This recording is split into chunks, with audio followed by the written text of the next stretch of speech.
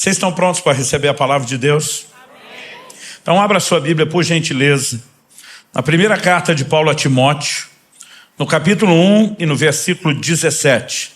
Eu vou ler na Nova Almeida atualizada, qualquer que for a versão que você tiver, eu gostaria que você acompanhasse comigo, ou talvez a gente tenha isso aí no telão.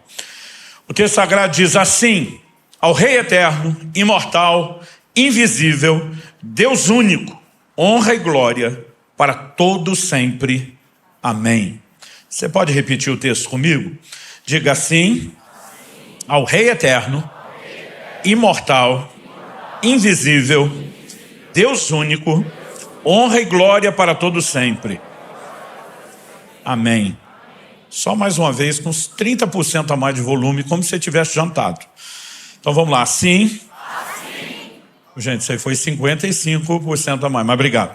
Assim, ao Rei eterno, imortal, invisível, Deus único, honra e glória para todo sempre.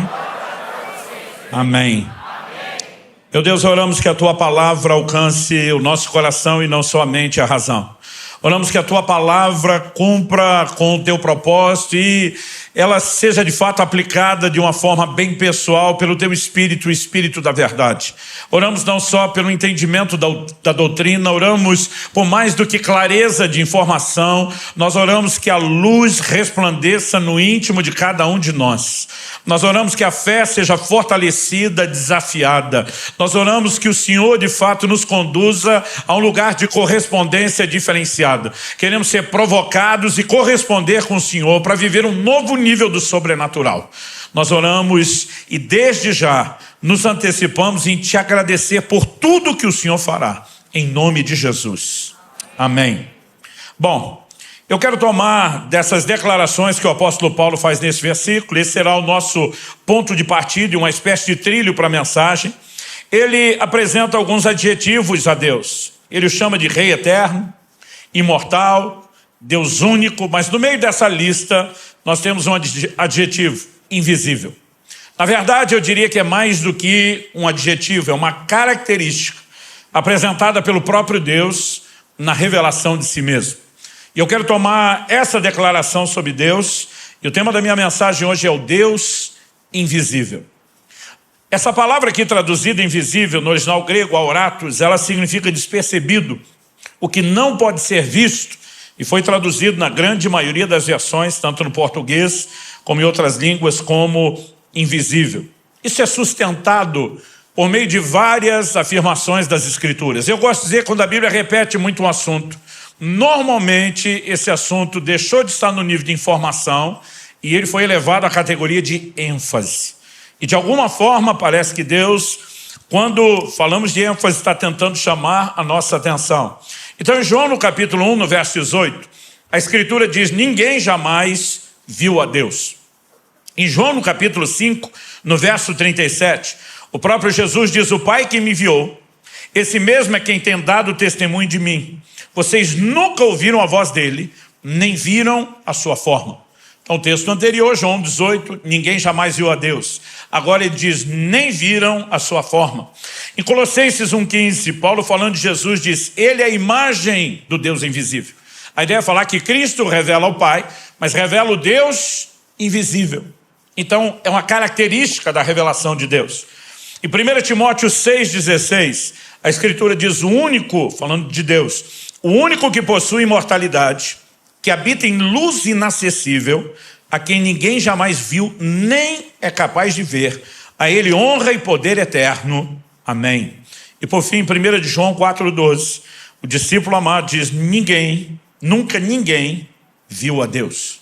Então todas essas afirmações em conjunto sustentam, fortalecem, corroboram a mesma verdade: o Deus invisível. Isso me leva a uma pergunta, e ao primeiro tópico da nossa construção: por que não ser visto? Porque Deus escolheu, uma vez que isso é a decisão dele, ser o Deus invisível, auratus, despercebido, que não pode ser visto.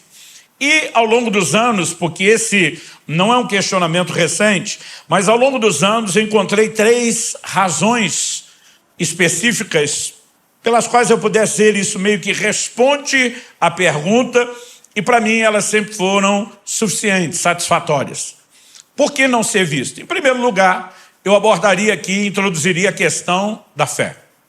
Abacuque 2,4 diz que o justo viverá da sua fé. Isso foi repetido por Paulo na carta aos Romanos e aos Gálatas. O escritor de Hebreus também menciona. Isso se tornou um dos fundamentos da doutrina neotestamentária. Se o relacionamento com Deus é baseado na fé, e não só a conversão é pela fé, mas o justo vive pela fé, o que é fé? A definição bíblica de Hebreus 11:1 diz que a fé é a certeza das coisas que se esperam e a convicção dos fatos que não se veem. Se a fé é a convicção do que não se vê, em 2 Coríntios 5,7, Paulo diz isso, que andamos por fé e não por vista, porque fé é a convicção do que não se vê, faz todo sentido que Deus tem escolhido permanecer invisível. Como veremos, ninguém nunca viu a Deus, não é por ausência de forma, mas porque Ele escolheu, Ele optou para que a sua forma não fosse vista. Então, em primeiro lugar, a questão da fé, e acredito que a gente nem precisa detalhar muito isso. Segundo lugar, algo que eu tenho percebido nas Escrituras, a gente pode classificar como a questão da idolatria. Em Êxodo, no capítulo 19 e 20, nós temos a revelação, de Deus no cume do monte Horebe, na cordilheira do Sinai, e a Bíblia diz que não apenas a glória de Deus envolve o monte numa nuvem escura, mas que Deus falou do meio do fogo, que houve relâmpagos, vozes, trovões, e a manifestação da glória de Deus foi assustadora, a ponto de o povo pedir a Moisés: fale Deus com você, e você conte para nós, porque nós não vamos poder suportar isso, nós vamos morrer. Em Deuteronômio, no capítulo 4, e Deuteronômio significa segunda lei ou repetição da lei, nesse, que é o 5º livro do Pentateuco, os 5 primeiros livros da Bíblia, cuja autoria são atribuídas a Moisés, nós temos uma espécie de repetição dos principais mandamentos e dos highlights, os piores e melhores também momentos da nação de Israel, principalmente daquela geração que sai do Egito rumo à terra prometida. Recapitulando o assunto, em Deuteronômio 4:12, Moisés vai falar do que aconteceu em Êxodo 19:20, quando a glória de Deus desce sobre o Sinai. E diz: então o Senhor falou a vocês do meio do fogo, e vocês ouviram o som das palavras dele. Vocês ouviram a voz, mas não viram aparência nenhuma. Só escutaram a voz. Então em Deuteronômio 4:12 é a ênfase. Ouviram a voz, mas não viram aparência nenhuma. Do verso 15 ao 18 agora, Deus diz: tenham cuidado, guardem bem a sua alma, porque vocês não viram aparência nenhuma no dia em que o Senhor, o Deus de vocês, lhes falou em Horebe no meio do fogo. Portanto, tenham cuidado para não se corromperem. Olha a definição de corrupção aqui: para não se corromperem e fazerem para si alguma imagem esculpida na forma de ídolo, semelhança de homem ou de mulher, semelhança de algum animal que há na terra, semelhança de alguma ave que voa pelos céus, semelhança de algum animal que rasteja sobre a terra, semelhança da terra. Então, nos versos 23 e 24, a advertência é repetida: tenham cuidado de não se esquecer da aliança que o Senhor, seu Deus, fez com vocês. E quando agora ele fala de aliança, ele está puxando também as palavras da aliança, os mandamentos principais que Deus concedeu, entre eles: não façam para vocês, um dos 10 mandamentos do decálogo, imagem de escultura, não se curvem diante delas, nem as adorem. Então ele diz: tenham cuidado de não esquecer da aliança que o Senhor, seu Deus, fez com vocês. Não façam para si nenhuma imagem esculpida, semelhança de alguma coisa que o Senhor, o Deus de vocês, proibiu. Porque o Senhor, o Deus de vocês, é fogo consumidor, é Deus zeloso. Então Moisés está dizendo: Deus não apareceu com nenhuma forma para não dar a vocês ideia de tentar reproduzir a imagem dele na forma de ídolos. Então, a segunda razão que eu encontro na Bíblia é porque Deus queria evitar a questão da idolatria. A terceira, ela aparece no outro momento, onde Moisés, homem de Deus, faz um pedido ousado, eu diria abusado a Deus. Em Êxodo 33, Moisés diz para o Senhor: eu quero ver a sua glória. E a resposta de Deus em Êxodo 33, de 20 a 23, é a seguinte: você não poderá ver minha face, porque ninguém verá minha face e viverá. Disse mais o Senhor: eis aqui um lugar perto de mim, onde você ficará sob a rocha. Quando a minha glória passar, eu porei você numa fenda da rocha, o cobrirei com a mão até que eu tenha passado. Depois, quando eu tirar a mão, você me verá pelas costas, mas a minha face ninguém verá. Essa terceira questão, se a primeira é a da fé, a segunda é do risco de idolatria, a terceira questão é a questão que eu definiria como da limitação humana. Deus diz, homem nenhum que ver a minha face viverá. O que Deus está dizendo é, Moisés, você não dá conta de suportar a manifestação plena de quem eu sou, a revelação da minha glória. Em outras palavras, podemos dizer que Deus está ensinando a Moisés, você seria desintegrado. Você não pode suportar tamanha glória. Eu e você não temos condição ou estrutura para isso. Paulo explica isso em 1 Coríntios 15, quando ele diz que carne e sangue não podem herdar o reino de Deus. E herdar, ele está falando de entrar nesse estado. E ele diz assim, que o que é corruptível não pode herdar aquilo que é incorruptível, e o que é mortal não pode herdar aquilo que é imortal. É por isso que, por ocasião da vinda de Cristo, quando vivemos a plenitude da redenção, a Bíblia diz que nossa carne será transformada. E Deus vai transformar o nosso corpo de humilhação, diz Paulo em Filipenses 3:21, para ser igual ao corpo da sua glória. Por quê? Porque a Bíblia diz, então, aquilo que é corruptível se revestirá de incorruptibilidade. E aquilo que é mortal se revestirá de imortalidade. Então a nossa condição muda. Porque como Paulo diz em 1 Coríntios no capítulo 13, agora conhecemos em parte. Então, o então ali é, se você olhar o contexto, quando vier o que é perfeito, a plenitude da redenção, então conheceremos plenamente, como também somos plenamente conhecidos. Deus nos conhece plenamente, porque Ele é o Deus onisciente. Ele nos conhece de forma completa e restrita. Mas a Bíblia diz que quando vier o que é perfeito, por conta da transformação que eu e você viveremos, nós poderemos suportar o conhecimento pleno dEle.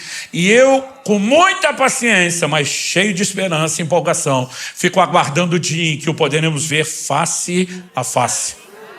Esse dia chegará. E Deus seja louvado por esse privilégio indescritível que Ele nos concede. Mas até que esse dia chegue, a gente não tem estrutura para suportar a sua glória. Então Deus está dizendo, Moisés, se eu te der o que você está pedindo, você não aguenta. Mas o seu pedido não será ignorado. Então, em outras palavras, Deus está dizendo a Moisés mais ou menos assim, eu vou te dar uma experiência com a manifestação mais limitada. Eu vou dosar isso no nível que você possa suportar. Então nós vamos fazer o seguinte, Moisés, eu te ponho na fenda da rocha, eu vou cobrir com a mão, eu passo, e depois de passar eu tiro a mão e te deixo me ver pelas costas. É lógico que nós temos toda uma aplicação de figuras de linguagem, mas Deus está dizendo, você não vai ver a plenitude de quem eu sou, mas vou te mostrar um pouco, no nível do que você pode suportar. Isso não apenas nos fala da nossa incapacidade de hoje vê-lo como Ele é, mas nos ajuda a resolver uma aparente contradição. Digo aparente porque a Bíblia não se contradiz. Ela é perfeitamente harmônica na sua revelação. Você pode dizer amém? E eu sempre digo às pessoas, se você tiver uma aparente contradição, que você tenha um desafio de interpretação. Qual é a aparente contradição? Eu comecei lendo vários textos que sustentam que ninguém nunca viu a Deus. E que Deus não pode ser visto. Mas, honestamente, a Bíblia fala em várias ocasiões de pessoas que viram a Deus. E muita gente já me questionou, eu já me questionei, não sei se você já se questionou, foi questionado, mas se ninguém viu a Deus, porque a Bíblia diz de gente que viu a Deus. Êxodo 24, verso 9 e 10 diz, Moisés, Arão, Nadab e Abiú, eram 2 dos filhos de Arão, e 70 dos anciãos de Israel subiram o monte e viram o Deus de Israel, sob cujos pés havia como que uma pavimentação de pedra de safira, que se parecia com o céu na sua claridade. Deus não estendeu a mão contra os escolhidos dos filhos de Israel.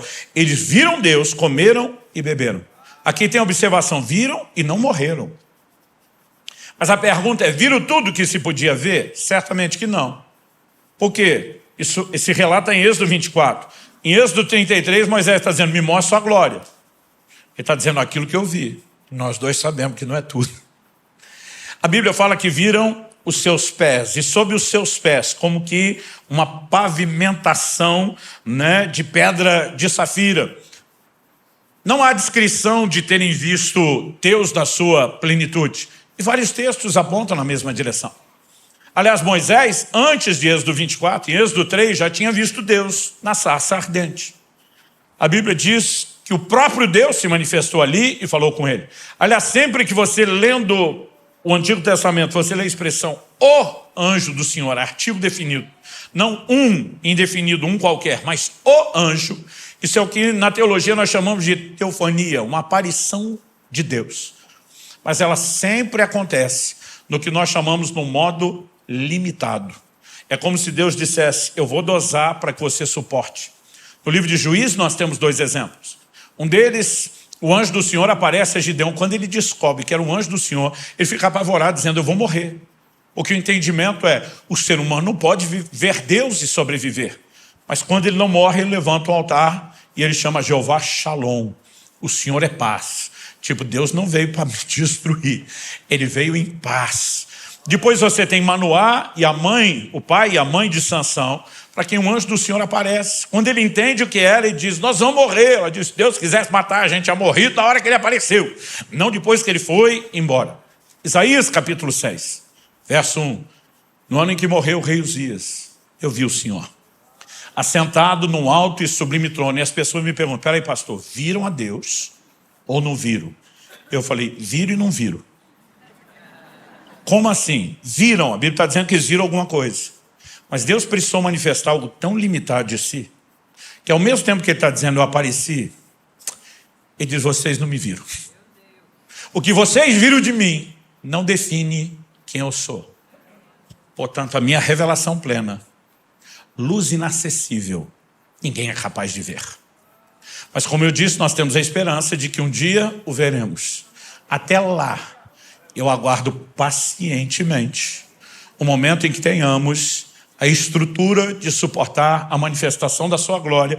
E durante esse tempo em que estamos aguardando isso, eu tenho olhado para esses 3 motivos, a questão da fé, do risco potencial, da prática de idolatria, da limitação humana, e eu sempre tratei desse assunto dizendo, são satisfatórios e suficientes para que eu espere o dia de ter estrutura para vê-lo.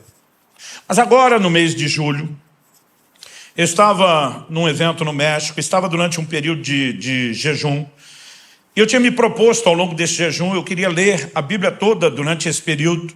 Então, eu me lembro que um dia eu fui para a academia treinar e eu fiz algo diferente.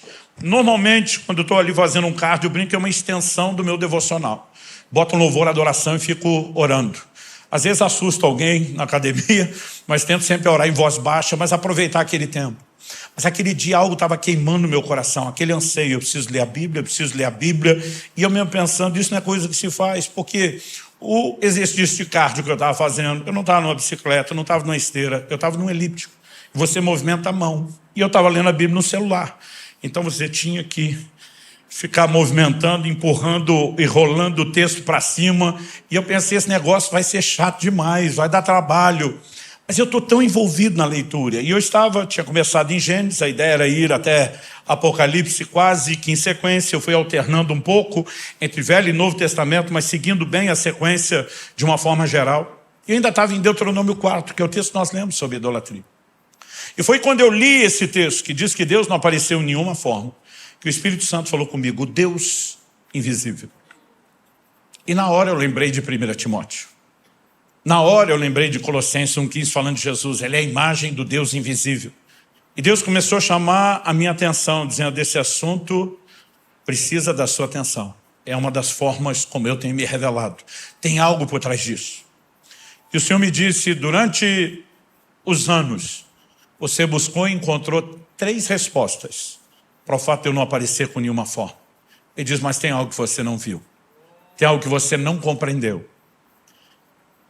E foi tão extraordinário o que aconteceu durante aquele treino, que assim, toda vez que eu compartilho o que eu compartilho, principalmente gente que foi abençoada, diz, pastor, glória a Deus, eu falo, eu estou frustrado. Você fala, mas por que o senhor está frustrado? Eu digo, porque eu não consigo comunicar.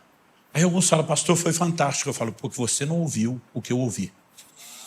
Eu não consigo explicar, porque revelação, às vezes você entende em fração de segundos, algo que por mais que tente não consegue. Então a minha oração é que Deus acenda uma luz dentro de você, como Ele fez comigo. Porque eu sei que a limitação, a explicação é limitada. Mas naquele momento o Espírito Santo falou comigo, tem algo que você não viu. Eu não sei se eu chamaria de uma quarta questão. Eu diria que talvez é um desdobramento da segunda. O Senhor me diz, toda vez que você pensa na questão da idolatria, Ele diz, você pensa apenas na ideia de fazer uma imagem de um outro Deus. E Deus me disse, o que eu falei sobre idolatria não se limita à imagem de um outro Deus. O Senhor diz lá em Deuteronômio 4, o texto está dizendo que eu não apareci com nenhuma forma para que ninguém fizesse uma imagem minha. Deus está dizendo, o problema não é só um ídolo, uma imagem de um outro Deus concorrente. Deus diz, eu não queria imagem minha. O que dizer de outro? Mas Deus está dizendo, eu não queria imagem minha. E de repente eu paro e digo, nunca pensei nisso. Mas de repente começa a fazer todo sentido o desenho de algumas declarações bíblicas. Por exemplo, em Êxodo, no capítulo 32, a Bíblia diz no verso 1, o povo viu que Moisés demorava para descer no monte. Então reuniu-se em volta de Arão e lhe disse, levante-se, faça para nós deuses que vão adiante de nós. Pois quanto a esse Moisés, o homem que nos tirou do Egito, não sabemos o que lhe aconteceu. Moisés sobe para o monte, 40 dias e 40 noites. Por quê? Porque lá em Êxodo 19 e 20, quando Deus fala daquela forma gloriosa, e o povo diz, fale Deus com você e você nos conte, porque senão nós vamos morrer. Deus diz, a partir de agora é assim, eu falo com você, você fala para eles. Por quê? Porque o povo manda em Deus? Não. Porque Deus não entrega nada de valor para quem não valoriza. Deus diz, não querem ouvir minha voz? Não estão dando valor à minha voz, não vão ouvir. A partir de agora eu falo com você e você conta. Então Deus diz, vem você para o monte, ninguém mais vai ouvir minha voz. Moisés sobe para o monte, mas 40 dias se passaram. O problema é que nada indica que Moisés sabia o tempo que ia ficar lá. Moisés não está dizendo ao povo, gente, daqui perto de 1 mês e meio eu volto. Ele só subiu, sumiu e não deu mais sinal de vida. Eles não têm meios de comunicação como os nossos. Moisés não mandou um WhatsApp, um SMS para o Arão. A glória está densa. Não sei quando é que eu desço. Vou curtir aqui o monte. Não tem comunicação, ninguém sabe. Depois de quase 1 mês e meio, a turma diz, nós não sabemos o que aconteceu com esse homem. E qual é o problema? O problema é que agora ninguém mais ouve Deus. Deus fala com o homem, Moisés, e o Moisés conta. E o Moisés apareceu. Então todo mundo ficou offline. Perderam a conexão. Agora, eles estão olhando para Arão e dizendo, nós não podemos ficar sem Deus. E o único acesso que nós temos a Deus sumiu. Então, dá um jeito de criar alguma forma de contato com Deus. E eles decidem fazer um bezerro de ouro. E normalmente o que eu e você pensamos é que eles estão falando de outros deuses. Até porque tem uma expressão aqui, faça para nós deuses que vão adiante de nós. Quando eu e você lemos a expressão deuses no plural, a gente sabe, esse povo esculhambou. Bando de traíra. Mas a palavra aqui traduzida no hebraico é Elohim. Elohim, ela muitas vezes é indicada para falar também de outros deuses, até de anjos, mas é um nome com o qual o próprio Deus também se identifica. E Elohim está na forma plural. A maioria das vezes é traduzido Deus no singular por causa do nosso entendimento da doutrina. O mistério bíblico da Trindade é um só Deus, 3 distintas pessoas. Então, normalmente a tradução vem Deus no singular, porque o tradutor já tem em mente a doutrina. Mas a palavra no original está no plural. E não tem nada aqui sinalizando que apesar de estar no plural, que está falando de outros. Vamos continuar lendo o texto. Adão respondeu, tirem as argolas de ouro das orelhas de suas mulheres, seus filhos e suas filhas, tragam para mim. Então o povo tirou das orelhas as argolas e as trouxe a Arão. Este, recebendo-as das mãos deles, trabalhou o ouro com buril, fez dele um bezerro de metal fundido. Então disseram, são estes, ó Israel, os seus deuses que tiraram você da terra do Egito. Quando eu lia isso, eu ficava indignado. Eu pensava, bando de traíra. Além de fazer outro Deus, ainda dá para ele o crédito do que Deus fez. A pergunta é, eles estão olhando para isso como outro Deus? Porque, de novo, a palavra, esses são os teus deuses, Elohim. Mas olha o que vem no último versículo 5, que eu vou ler. Arão, vendo isso, edificou um altar diante do bezerro e fez a seguinte proclamação, amanhã haverá festa ao Senhor. A maioria das versões vai apresentar a palavra Senhor em letra maiúscula. O que isso significa na maioria das versões? Que a palavra que foi traduzida no hebraico é o que nós chamamos do tetragrama sagrado, o nome impronunciável de Deus, com 4 consoantes. Imaginando como se pronunciaria se a gente colocasse vogais aleatoriamente, uma das possíveis traduções ou pronúncias seria Jeová. Em outras traduções ou cânticos a gente usa a expressão Yahvé, mas são tentativas de imaginar como pronunciaria-se as 4 consoantes que são impronunciáveis. Era o nome sagrado de Deus. Quando Arão diz, amanhã tem festa a Jeová, é evidente que eles não estão olhando para aquele bezerro e dizendo é outra coisa. Eles apenas deram uma forma ao Deus que nunca revelou forma alguma. Isso foi suficiente para que a ira de Deus se acendesse. Porque como nós lemos em Deuteronômio 4, quando o Senhor adverte, ele diz, eu sou Deus zeloso, eu sou fogo consumidor. Deus está dizendo, não faça uma imagem minha. Por que não? Deus está dizendo, não me reduzam a algo menor do que eu sou. E esse assunto, ele é sério. Por quê?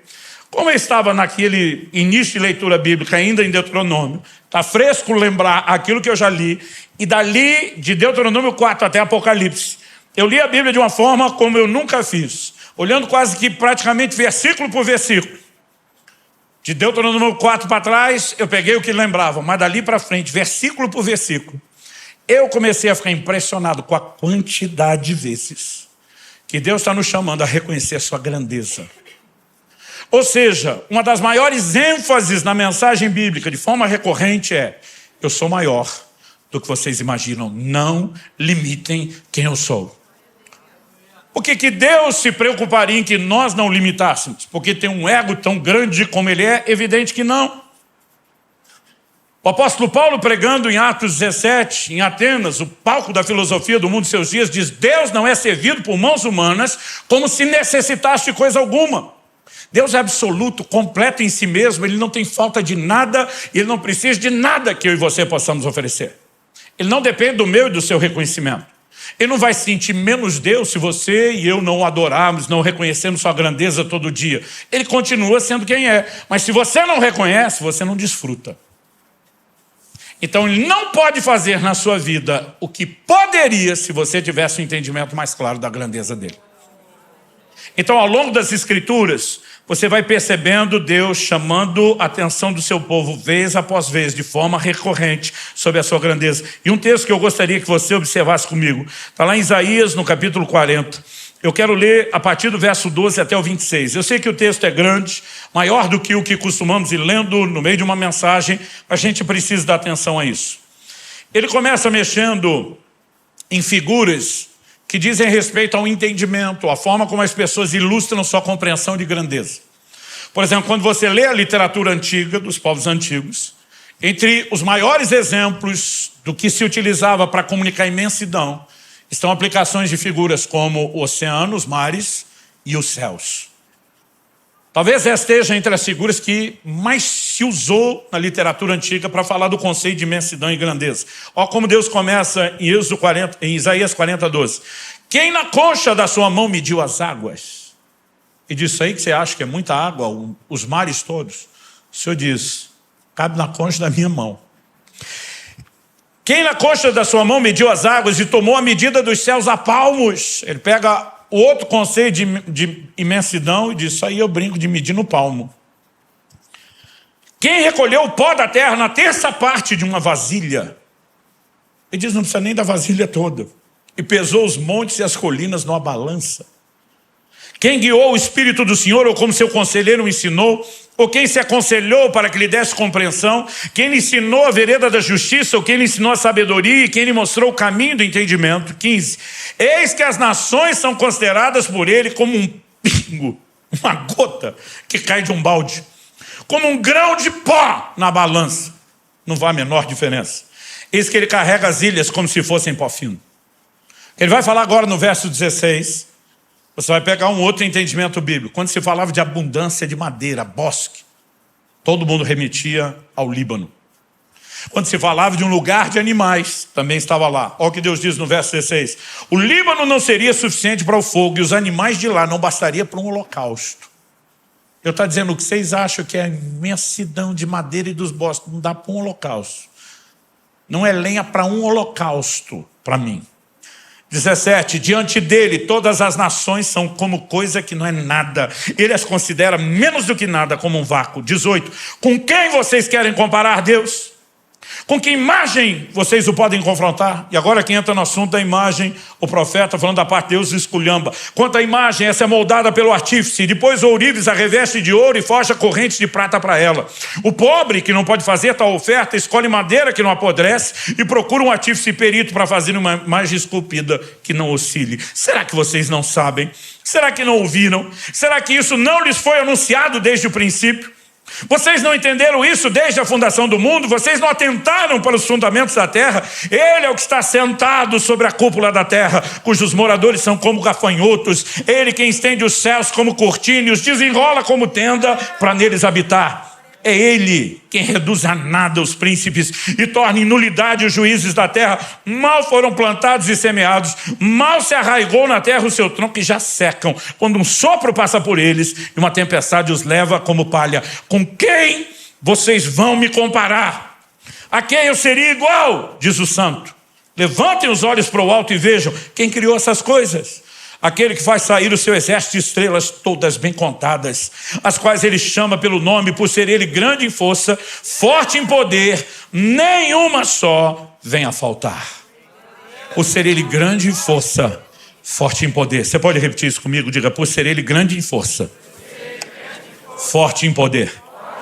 Obrigado pela sua empolgação, mas dá para melhorar. Vamos lá, por ser ele grande em força, forte em poder. Então Deus está dizendo, com quem vocês vão me comparar? A quem eu seria igual? Deus está dizendo, por que vocês querem me comparar com coisas? Não só com seres, com coisas menores. Eu comecei a perceber ao longo das Escrituras que o tempo todo Deus chama atenção para não me compare com nada que é pequeno ou limitado. Eu sou maior do que isso. Números 23, 19. Deus não é homem para que minta, nem filho do homem para que se arrependa. Será que tendo ele prometido não fará? Tendo ele falado não cumprirá? E aí você vai perceber que as pessoas que viveram coisas extraordinárias ao longo da Escritura é gente que se posicionou para crer firmemente no que ele disse, dizendo ele tem o poder de cumprir o que falou. Então está dizendo, eu não sou como homem, eu não sou como seus semelhantes, que são limitados no que prometem, que são limitados no seu poder de realização, ou que são limitados no caráter a ponto de falar e não sustentar. Deus diz, não me compare com nenhum homem, nem os melhores, porque eu estou acima. Quando a Bíblia fala de Abraão, pai da fé, diz em Romanos 4, 20 e 21, não duvidou por incredulidade da promessa de Deus, mas pela fé se fortaleceu, dando glória a Deus, estando plenamente convicto de que Deus era poderoso para cumprir o que havia prometido. Se torna o pai da fé, porque disse, ele falou, vai fazer. Quando Abraão vai sacrificar seu filho, a Bíblia diz que Deus pediu que oferecesse seu filho, seu único filho, o filho a quem amava em sacrifício. A Bíblia diz que Abraão se levanta de madrugada. Ele não hesitou, ele não demorou, ele não enrolou. Imagina ele acordando e falando estilo goiano ou mineiro. Bora.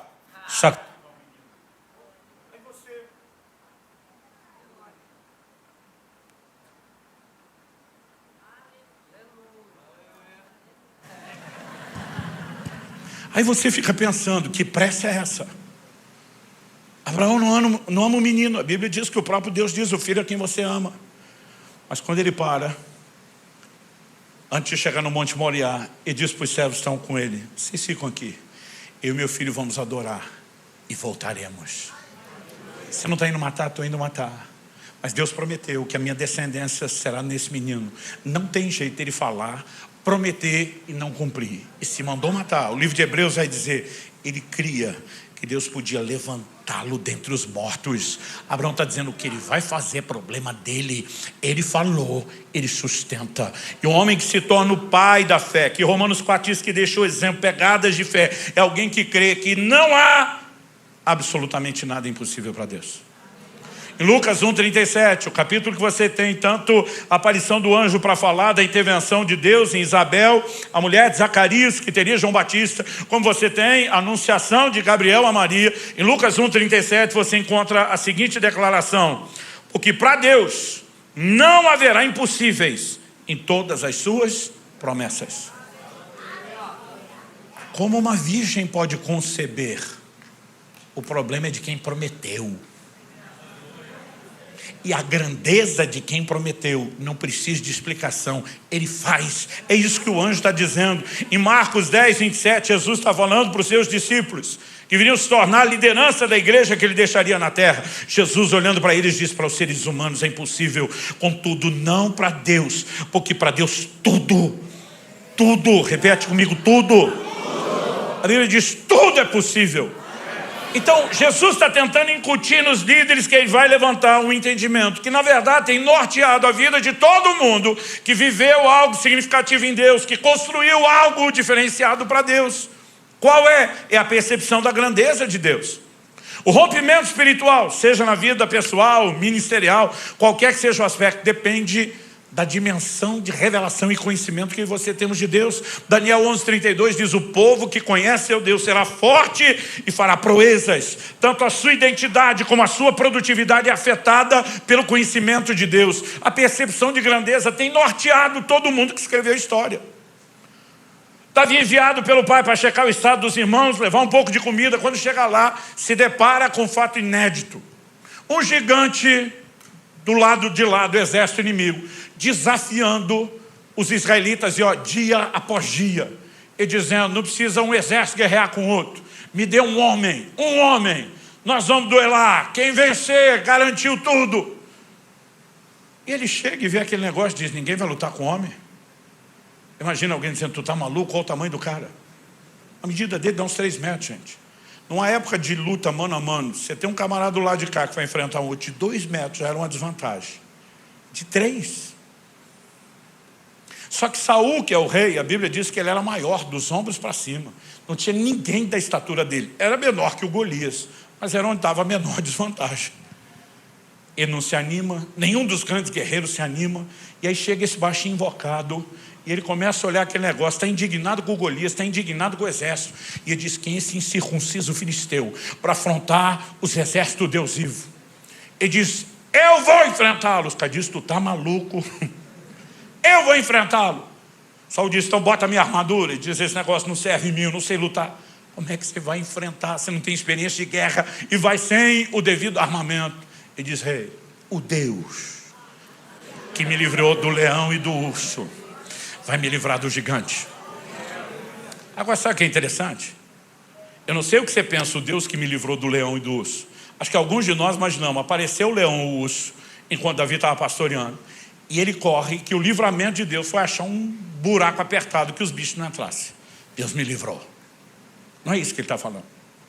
Davi diz: quando vinha um deles, o leão e o urso, pegavam uma ovelha, eu partia para cima, eu pegava o bicho pela barba, eu arrancava a ovelha da boca dele e matava. Davi está dizendo: me livrou quando eu o enfrentava, e eu vou para cima, e Deus vai me livrar desse cara. E quando o combate dá para acontecer, Davi olha para ele e diz: você vem contra mim com espada, com lança, com escudo.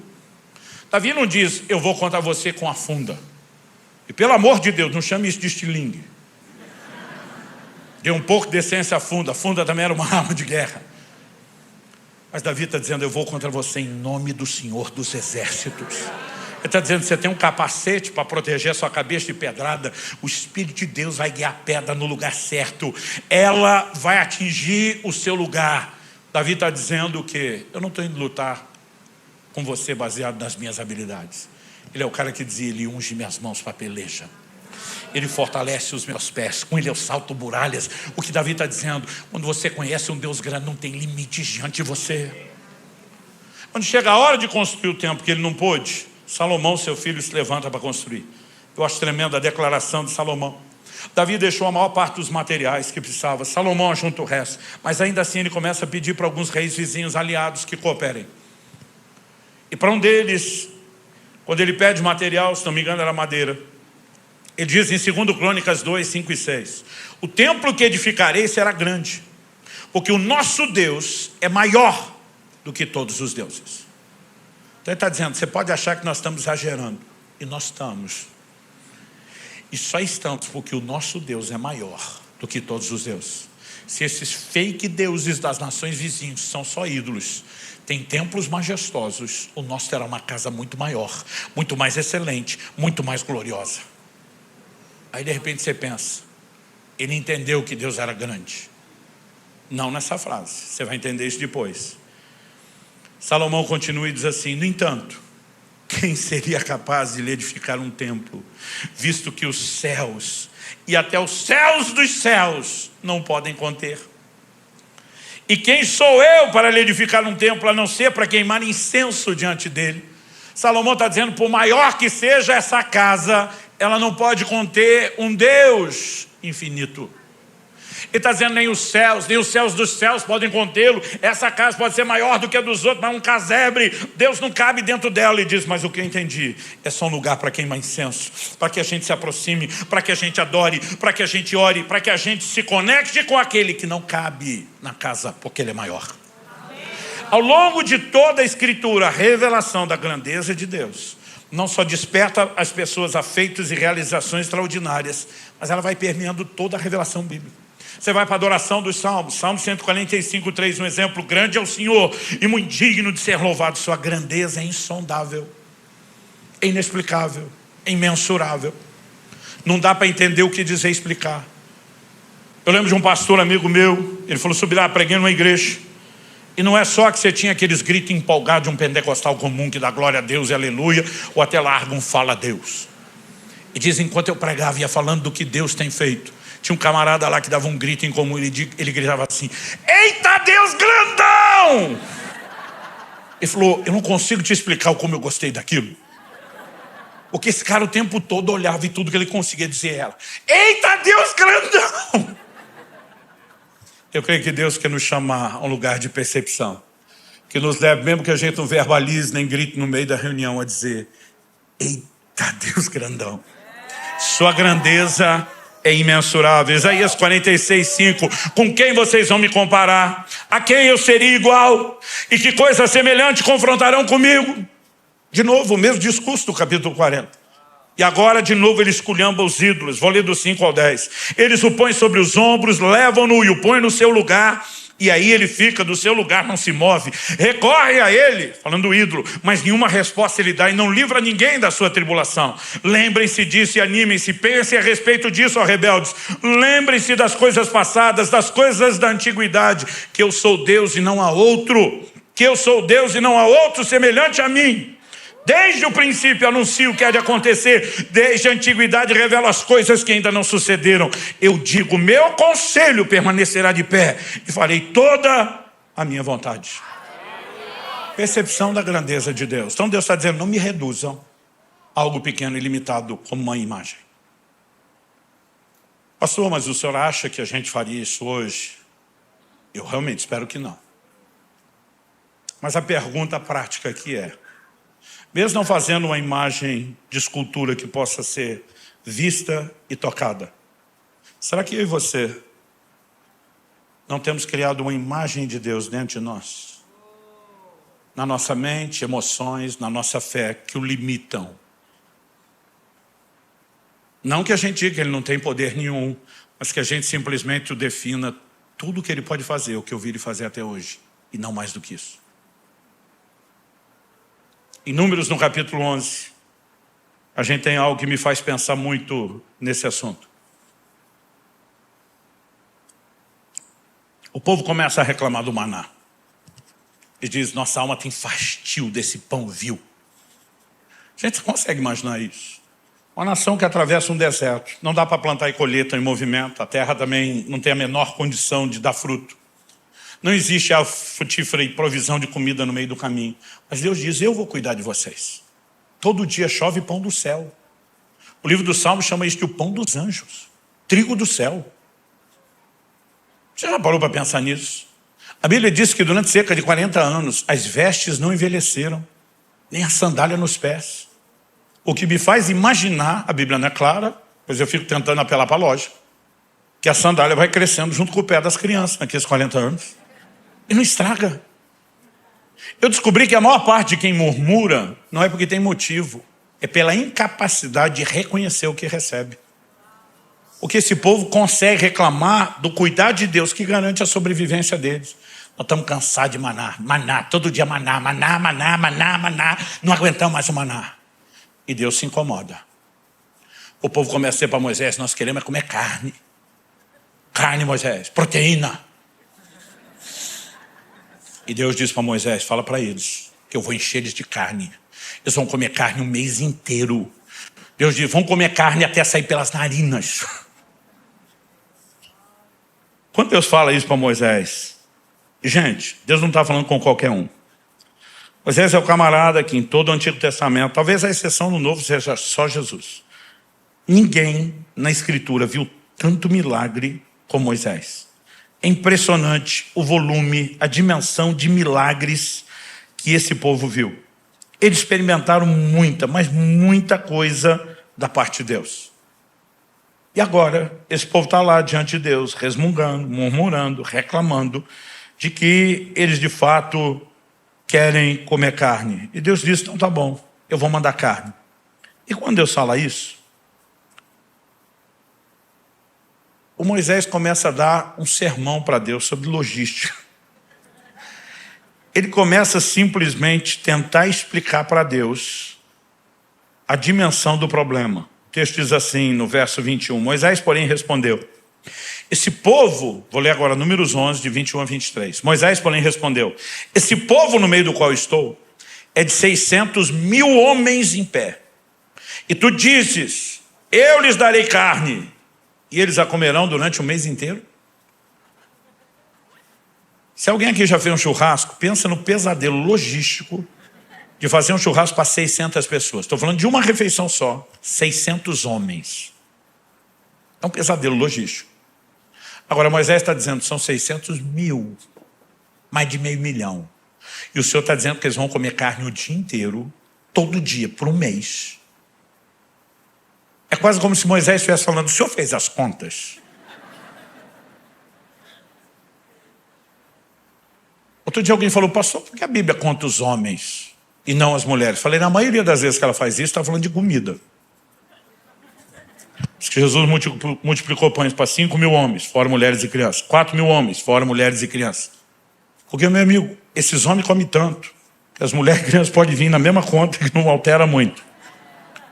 Mas se você der para cada um dos 600.000 homens, imagina para cada chefe de família, se você der para eles uma mulher só, que para a época era uma média mais do que generosa, e você der para cada um desses casais 3 filhos, que era ainda mais generosa a média, então você multiplica cada um dos 600.000 homens com famílias de 5, ele, a mulher e 3 filhos, 600.000 vezes 5, são 3 milhões de pessoas. Como que você dá carne para 3 milhões de pessoas o mês inteiro até sair pelas narinas? Aí o Moisés está falando para Deus, eu acho que o Senhor está com erro de cálculo. Verso 22, ele pergunta, em Números 11, quantos rebanhos de ovelhas e de gado teríamos de matar para que tivesse o suficiente? Ou será que bastaria se ajuntássemos para eles todos os peixes do mar? Moisés está dizendo, aí também não, Deus. Nem se o Senhor arrumasse uma rede e pescasse tudo que tem no mar, vai dar carne para esse povo comer um mês. Qual a resposta de Deus? Verso 23, porém o Senhor respondeu a Moisés, será que a mão do Senhor se encurtou? Moisés, você acha que eu sou esse deusinho da sua cabeça? Que fez tudo que fez até hoje, mas não consegue se superar, não consegue além disso, se aposentou, que a mão encurtou, perdeu a força ou o poder. Deus diz, agora mesmo, você verá se a minha palavra se cumprirá ou não. Eu brinco, Deus falou, agora nem que seja para esfregar na tua cara, miserável. Você vai ver se eu vou fazer ou se eu não vou fazer. Sabe o que é interessante? A Bíblia diz no verso 31, que soprou um vento do Senhor. Ele trouxe codornizes do mar e as espalhou pelo arraial em todas as direções, numa extensão de cerca de um dia de caminhada. Para qualquer lado você fosse o dia inteiro caminhando em todas as extensões. A Bíblia diz, a uma altura de quase 1 metro sobre a terra. Que eu digo, vai ter carne para apodrecer, que vocês não vão dar conta de comer, mesmo que comam até sair pelas narinas. Um mês inteiro. A pergunta a ser feita é: será que eu e você não temos criado uma imagem de um Deus, não que não pode fazer nada, mas que pode ir só até o limite do que fez até hoje? E se eu e você olhamos para dentro de nós e descobrimos que fizemos imagens não físicas, não tangíveis, mas uma imagem interior que o limite, nós estamos cometendo o mesmo erro: diminuir a percepção de grandeza, limitar dessa forma a ação dele. Quando Moisés desce do monte, em Êxodo 32, a Bíblia diz que ele moeu com aquele bezerro de ouro. Ah, mas é o Senhor, vamos moer, porque Deus não é essa coisinha limitada que vocês fizeram. E o que eu e você precisamos fazer quando encontramos imagens de Deus dentro de nós que o limita é dizer: eu vou moer com isso, ele é maior e eu não vou limitar a percepção de grandeza dele. Pastor, então qual é a solução? Crescer na revelação de Deus. Esse é o meu terceiro e último tópico. Oséias capítulo 6, verso 3 diz: conheçamos e prossigamos em conhecer a Deus. Deus é um ser inesgotável. Nenhum de nós pode dizer que já conheceu tudo que poderia conhecer. Aliás, em 1 Coríntios 15, 34, Paulo diz: voltem à sobriedade como convém, não pequem. Do que ele está falando? Ele continua e diz: por quê? Conjunção explicativa, conecta as ideias. O raciocínio construído é a explicação que vem depois. Porque alguns ainda não têm conhecimento de Deus. Digo isso para vergonha de vocês. Ele não está falando que o conhecimento de Deus é zero, porque está escrevendo para a igreja de cristãos. Mas está dizendo: esse conhecimento que vocês têm de Deus é uma coisinha tão sem vergonha, que eu preciso chamar vocês à sobriedade e dizer: parem de pecar. O conhecimento de Deus tem que ampliar. Provérbios 4,18 diz que a vereda do justo é como a luz da aurora, do amanhecer. Vai brilhando mais e mais, até ser dia perfeito. Luz na Bíblia fala de revelação. Luz progressiva é revelação progressiva. Eu e você podemos conhecer de Deus hoje mais do que conhecemos antes. Mas podemos conhecer amanhã mais do que hoje. E depois de amanhã mais do que amanhã. Porque eu e você podemos crescer na revelação de Deus. Pastor, mas como crescer no conhecimento do Deus invisível, que não se mostra? Como podemos conhecer o Deus que não se mostra? Alguns até diriam: se esconde. Deus disse: eu não vou aparecer para os seus olhos, mas isso não significa que você não possa saber mais de mim. Em João 5,39, Jesus diz: examinais as Escrituras, porque julgais ter nela a vida eterna. Nelas, ele diz, e são elas que testificam a respeito de mim. Sabe o que ele está dizendo? Quer saber quem eu sou? Vá para a palavra. A revelação do meu caráter, dos meus atributos, tudo o que você precisa saber de mim, está lá. O que me faz questionar: por que nós lemos tão pouco a Bíblia? Por que nós meditamos tão pouco na palavra de Deus? E será que não é justamente por conta disso que nós acabamos criando uma caricatura de Deus no nosso coração, em vez de uma imagem correta de quem Ele é? Mês que vem eu vou completar 30 anos de pastorado. Essas 3 décadas, eu não sei te dizer quanta gente eu já atendi em aconselhamento pastoral. Eu brinco que pastor não conta a hora de atendimento como piloto conta a hora de voo. Para depois a gente dizer: mas eu te garanto, foram milhares de horas. Sabe uma coisa que não só me chama atenção, mas que muitas vezes tem me ferido ao longo do tempo? É que quando as pessoas vêm buscar aconselhamento e atendimento, normalmente elas vêm numa hora de dor. Eu diria a maioria. Não é todo mundo, mas a maioria das pessoas, na hora de dor, elas acabam transbordando a falta de entendimento, a falta de conhecimento de Deus que carregam. É gente como a mulher de Jó, que na hora do aperto diz: amaldiçoe seu Deus e morre. Tipo, Deus é legal pra caramba quando tá tudo bem comigo. Mas se Ele não estiver me mimando, me agradando todo dia, fazendo o que eu quero, é porque Ele não presta. Jó olha e fala o que muito cônjuge quis falar para você. Você fala como uma louca. Porque ele tem uma outra convicção. Ele está dizendo: eu não estou lendo Deus nas circunstâncias. Ele diz: eu sei que o meu Redentor vive. Ele vai se levantar sobre a terra. Jó está dizendo, Deus não é o que você está lendo nas circunstâncias, mulher. Deus não é o filtro das suas emoções machucadas por tudo que aconteceu. Ele não ser correto, ele não ser justo, ele não ser íntegro. Ele é fiel não apenas a si mesmo e a sua palavra a cada um de nós. Ele vai se levantar como Redentor para mudar a nossa circunstância. O que eu e você precisamos é entrar num lugar mais profundo de convicção de quem Deus é.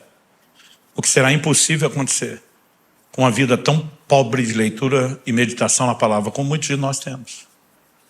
Quando as pessoas estão desabafando, e normalmente a dor fala o que elas não estão percebendo, estão dizendo. Muitas pessoas não chegam rotulando. Deus é injusto, Deus me abandonou, não foi fiel, mentiu, não cuidou de mim. Mas as entrelinhas do choro e do desabafo mostram que elas estão pensando ou sentindo isso. E pensar ou sentir isso não vai ofender Deus. Ele não vai se sentir diminuído. Mas vai te impedir, pela falta de reconhecimento da grandeza dele, de desfrutar do que ele pode fazer. E aí às vezes tem gente diante de mim, não, pastor, eu sinto que não foi justo. E eu, pera, você está dizendo que Deus é injusto? Hebreus 6,10 nessa turma.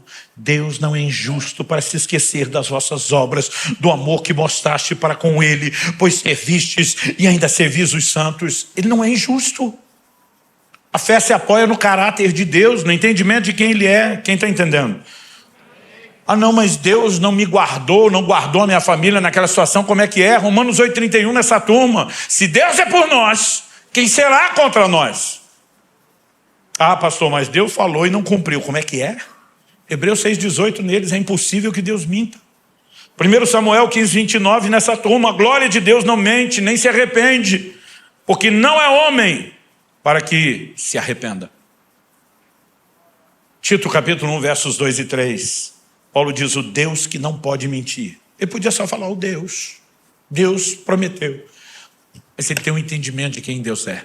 O Deus que não pode mentir. Prometeu antes dos tempos eternos e no momento oportuno, porque ele cumpre o que falou, a hora que bem entender, mas vai cumprir no momento oportuno, manifestou sua palavra mediante a pregação que me foi confiada por ordem de Deus, nosso Salvador. Aí eu sinto que Deus não se importa comigo. De como é que é? Romanos 8,32 nessa turma. Se Deus não poupou seu próprio filho, antes o entregou por amor de nós, como não nos dará juntamente com ele todas as coisas? Traduzindo, se Deus deu Jesus por você, que é o que ele tinha de melhor, e faz qualquer loucura por você, crente. Davi diz no Salmo 27,10, no momento que está apanhando, sendo perseguido de todo lado, ainda que meu pai e minha mãe me desamparem, o Senhor me acolherá. Pai e mãe são os últimos a desistir de alguém. E diz, mas não importa se pai e mãe encontrarem o seu limite. Ele não é igual, ele está acima. E está em outro patamar de fidelidade, de amor, de constância.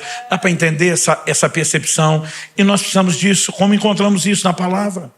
O Deus foi infiel. Deuteronômio 7,9 nessa turma. Portanto, saibam que o Senhor, seu Deus, é Deus. Ele é o Deus fiel, que guarda aliança e misericórdia até 1000 gerações aos que o amam e cumprem os seus mandamentos. Todo dia um ensinou para mim, não, pastor, eu sei que Deus é amor, que Ele ama, assim, mas de vez em quando parece dar uma falhada, né? Não é nem uma falhada, é uma falhada. Romanos 8, 38 e 39 diz, porque eu estou bem certo. Não é pouco certo, não é mais ou menos certo. Estou bem certo de que nem a morte, nem a vida, nem anjos, nem principados, nem as coisas do presente, nem do porvir, nem os poderes, nem a altura ou profundidade, nem qualquer outra criatura poderá nos separar do amor de Deus que está em Cristo Jesus, nosso Senhor. Estou bem certo. Convicção. De onde isso vem? A fé vem por ouvir. A Bíblia diz que Abraão estava plenamente convicto. De onde vem essa convicção? A fé vem por ouvir e ouvir a palavra de Cristo. Agora some-se a isso. Se eu e você, além de levarmos a sério o envolvimento com a palavra, começamos a cultivar diariamente uma vida de oração. Às vezes as pessoas me perguntam, pastor, aquilo que o senhor vive, que funciona na sua vida, que o senhor prega, Normalmente o senhor descobre lendo a Bíblia. Eu falei, a maior parte do tempo não é na hora que eu estou lendo. Eu falei, o que eu estou lendo faz efeito depois. Normalmente é na hora que eu estou orando. Em Jeremias 33:3, Deus diz, invoca-me que te responderei. Mas ele não parou aí. Para muito crente, a oração é só isso. Eu invoco, ele responde, eu peço, ele atende, eu preciso, ele dá. Mas Deus não parou aí. Deus diz, anunciar-te-ei coisas grandes e ocultas que tu não sabes. É no ambiente de oração que muitas vezes Deus começa a quebrar e moer essas imagens menores e nos levar a um lugar de percepção e entendimento. Ele é maior. O que Ele fará daqui para frente não se limita só às experiências que eu tive. Existe um nível de comunicação, e prestem atenção. Jesus diz, o Espírito Santo vos fará lembrar aquilo que eu vos tenho dito. A matéria-prima da revelação do Espírito Santo é a palavra. Tudo aquilo que você está lendo, meditando, pensando, refletindo, confessando, depositando dentro de si, daqui a pouco é a matéria-prima na qual ele vai trabalhar. Ele vai gerar convicção, ele vai gerar percepção. E a combinação de palavra com oração é uma química explosiva. Quem está entendendo? O Salmo 77, de 11 a 14. O salmista diz, recordarei os feitos do Senhor. Certamente me lembrarei das maravilhas da antiguidade. Meditarei em todas as suas obras. Pensarei em todos os seus feitos poderosos. O teu caminho, ó Deus, é de santidade. Que Deus é tão grande como o nosso Deus. Tu és o Deus que opera maravilhas. Entre os povos tem feito notório o teu poder. Quando diz, vou recordar tudo que você já fez. Ele está dizendo para Deus, às vezes nós perdemos a consciência até do que ele já fez. Eu lembro de um dia que eu acordei desanimado. Acho que isso não acontece aqui em São Paulo, mas lá no Sul acontece. O mundo parecia branco e preto em vez de colorido. Parece que Deus estava offline. A conexão tinha caído, estava sem sinal nenhum. E eu desanimado, não conseguia nem entender ou explicar por quê. E bem naquele dia encontro aquele tipo de crente que você não quer encontrar na hora que você está desanimado. Aqueles aleluiado, ligado no trifásico, agarrado no trifásico. Quando encontrei ele, glória a Deus, pastor, que eu pude encontrar. Eu só pensando, hoje não. Não falei, mas dentro de mim, me deixa em paz. Ele ouviu fulano dizer que o senhor deu um testemunho, disse. É verdade. Eu falei, é verdade, tem um ajustezinho aqui nisso, mas ele... Não, pastor, o senhor não é assim. O senhor gosta de contar a história com detalhes. Eu falei, não, estou com um pouco de pressa. Não, pastor. Eu quero ouvir do senhor.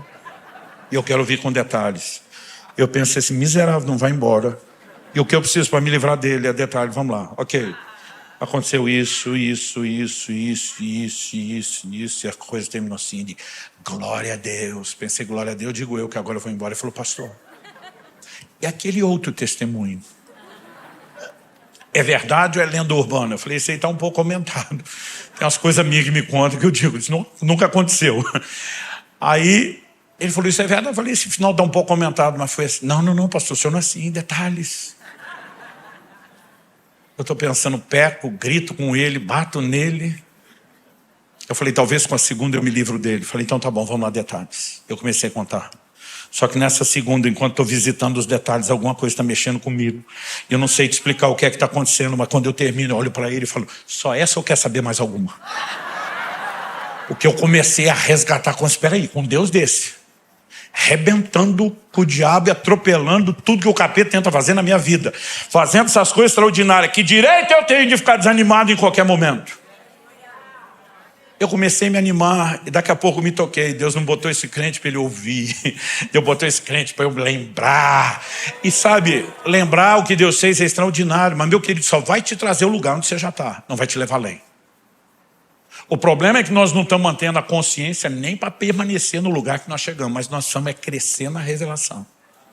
E Deus quer nos levar a um lugar de percepção maior. Enquanto indivíduos, enquanto igreja. Eu quero que você vire para pelo menos uns 2 irmãos do seu lado e fale, você não tem noção do que Deus ainda vai fazer na sua vida. Não. Fala mais empolgado para ele.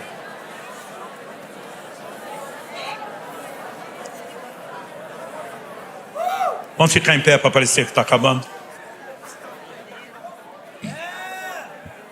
Decida não limitar ou diminuir Deus. Se você não buscar em Deus a revelação de quem Ele é, e a revelação progressiva, você sempre vai imaginá-lo menor do que Ele é. E nós podemos intencionalmente mudar isso. Algo que me chama a atenção sobre Davi, diz: uma coisa pedi ao Senhor e a buscarei, que eu possa habitar no seu santuário todos os dias da minha vida. Por que, Davi? Está com medo dos inimigos? Não. Por que, Davi? Está com problema de milagre? Não. Por que você quer estar lá todo dia? Para contemplar a formosura dele. Eu quero ficar babando nos atributos dele, admirando sua grandeza, sua majestade. Davi está dizendo: eu não dedilho a harpa em adoração por falta do que fazer, não é terapia ocupacional. Eu sou cativado, fascinado pelo entendimento de quem Ele é. Ele não diz só contemplar sua formosura, a beleza do Senhor. Ele diz: eu quero meditar, inquirir no seu santo templo. Algo que me chama a atenção é o que a Bíblia fala em Apocalipse 4 sobre os seres viventes. João tem uma visão, e aliás no livro do Apocalipse você vai encontrar muitas inserções dos livros de Isaías, Jeremias, Ezequiel, Daniel e outros dos profetas. E nada disso está lá por acidente. Deus está conectando muito do que ainda vai fazer com aquilo que Ele tem anunciado ao longo do caminho. E lá você percebe que João descreve uma cena semelhante ao que Isaías viu. No capítulo 6 ele diz: eu vi o Senhor assentado no alto sublime trono. Em volta dele havia serafins. Alguns acreditam que a expressão serafim fala de uma categoria angelical. Eu particularmente não creio nisso. Ela aparece uma vez só na Bíblia. E os seres que ele descreve ali, chamando de serafim, aparecem no livro de Ezequiel sendo chamados de querubins. A palavra serafim significa aquele que queima, que arde. Eu particularmente acredito que o adjetivo fala de seres que têm um zelo pelo Deus diante do qual eles estão. No livro do Apocalipse eles não são chamados nem de querubins nem de serafins, mas a Bíblia diz que eles estão diante do trono de Deus. E Apocalipse capítulo 4 verso 8 nos dá uma informação que ela é relevante. Me permita ler para você antes de orarmos. Os 4 seres viventes, tendo cada um deles respectivamente 6 asas, igual que Isaías descreveu, estavam cheios de olhos ao redor e por dentro. Não tinham descanso nem de dia nem de noite, proclamando: Santo, Santo, Santo é o Senhor Deus, o Todo-Poderoso, aquele que era, que é e que há de vir.